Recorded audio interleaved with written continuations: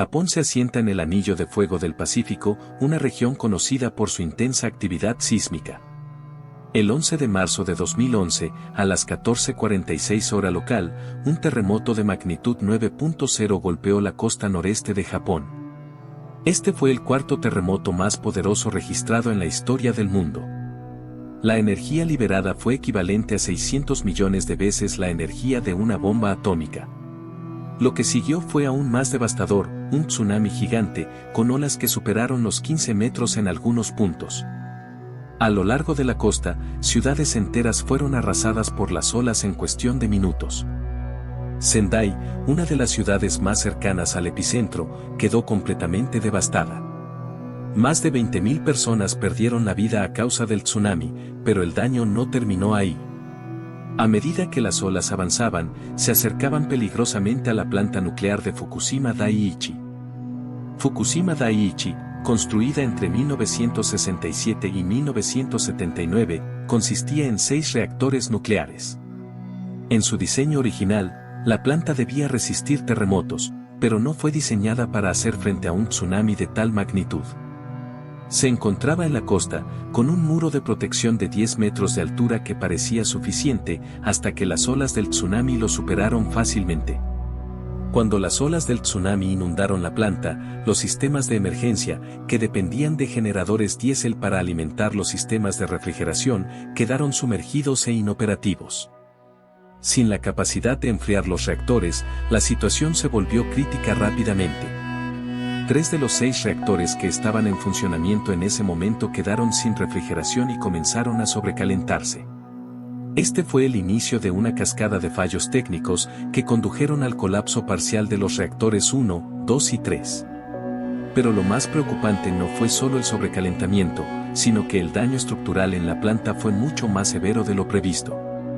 El desastre en la planta nuclear de Fukushima Daiichi se desarrolló en los días y semanas posteriores al tsunami. Con los sistemas de refrigeración inoperativos, los núcleos de los reactores comenzaron a fundirse. Cuando las temperaturas en el interior de los reactores alcanzaron niveles extremos, el combustible nuclear comenzó a descomponerse, liberando enormes cantidades de hidrógeno. El 12 de marzo, solo un día después del terremoto, una explosión sacudió el reactor 1, destruyendo su edificio exterior. Al día siguiente, el reactor 3 sufrió una explosión similar. El 15 de marzo, se produjo otra explosión en el reactor 4, que ya había sido apagado durante el terremoto, pero la acumulación de hidrógeno en su estructura causó otra devastadora explosión. Cada una de estas explosiones liberó radiación al medio ambiente. Se detectaron niveles peligrosos de radiación no solo en la planta, sino en áreas circundantes. La radiación se propagó a través del viento y del agua marina, contaminando vastas áreas del océano y generando preocupaciones sobre la seguridad alimentaria debido a la contaminación de los peces. El gobierno japonés, al comprender la magnitud del desastre, ordenó la evacuación inmediata de las personas que vivían dentro de un radio de 20 kilómetros de la planta nuclear. En total, más de 160.000 personas fueron evacuadas. Familias enteras abandonaron sus hogares sin saber si alguna vez podrían regresar. El trauma psicológico de estas evacuaciones fue profundo. Además de perder sus hogares, muchas personas perdieron sus medios de vida, su comunidad y la vida tal como la conocían. Para muchos, las zonas de evacuación se convirtieron en lugares fantasmales. Incluso hoy en día, partes de esta región permanecen inhabitables debido a la radiación. Las áreas rurales, una vez llenas de vida, se convirtieron en paisajes desolados, con escuelas y casas abandonadas y caminos cubiertos de maleza. Las consecuencias psicológicas y emocionales también fueron significativas. Las tasas de suicidio aumentaron entre los evacuados, y la desconfianza en el gobierno y en las autoridades locales creció. Muchas personas sentían que no habían sido protegidas adecuadamente y que la gravedad del accidente fue minimizada al principio. TEPCO, la empresa encargada de la planta, fue objeto de fuertes críticas por su manejo de la crisis. Los informes posteriores revelaron que la compañía no había implementado suficientes medidas preventivas contra tsunamis, a pesar de las advertencias de expertos. Además, durante las primeras horas del desastre, hubo una clara falta de comunicación entre TEPCO y el gobierno japonés, lo que retrasó la toma de decisiones críticas. En medio de la crisis, un grupo de empleados de TEPCO se quedó en la planta para intentar estabilizar los reactores. Este grupo, conocido como los 50 de Fukushima, trabajó en condiciones extremadamente peligrosas, enfrentando altos niveles de radiación. Aunque sus esfuerzos lograron evitar una catástrofe mayor, sus sacrificios resaltaron la gravedad de la situación.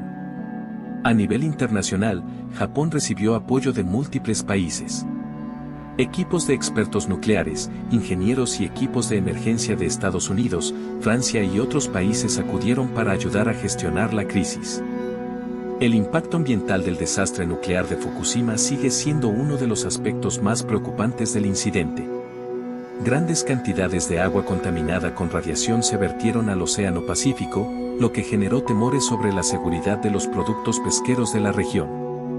Pese a los esfuerzos por contener la contaminación, los estudios han detectado rastros de radiación en peces y otras formas de vida marina a lo largo de la costa japonesa y en lugares tan lejanos como América del Norte. En tierra, las tareas de descontaminación han sido masivas y costosas.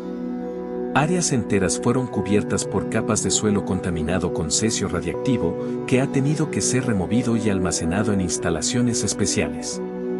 Sin embargo, el proceso de descontaminación es lento y se estima que pasarán décadas antes de que algunas zonas puedan ser habitables nuevamente. El desastre de Fukushima marcó un punto de inflexión en la forma en que el mundo percibe la energía nuclear. En Japón, se crearon nuevas normativas y se estableció la Autoridad Reguladora Nuclear, con la misión de supervisar y mejorar la seguridad de las plantas nucleares. Las plantas existentes fueron sometidas a estrictas evaluaciones de riesgo y muchas de ellas aún permanecen cerradas. A nivel global, el incidente de Fukushima impulsó el desarrollo de tecnologías nucleares más seguras, como los reactores de cuarta generación, que prometen ser más estables y resistentes a fallos. Sin embargo, el debate sobre si la energía nuclear debe seguir siendo parte del futuro energético del mundo sigue siendo un tema de gran controversia. El desastre de Fukushima nos dejó una lección clara: la energía nuclear, aunque poderosa, conlleva riesgos que deben ser gestionados con extrema precaución. A medida que el mundo avanza hacia un futuro más sostenible, las decisiones sobre cómo obtenemos y usamos energía se vuelven cada vez más cruciales. Fukushima nos recuerda que la tecnología, por avanzada que sea, siempre estará a merced de la naturaleza y de la humanidad misma.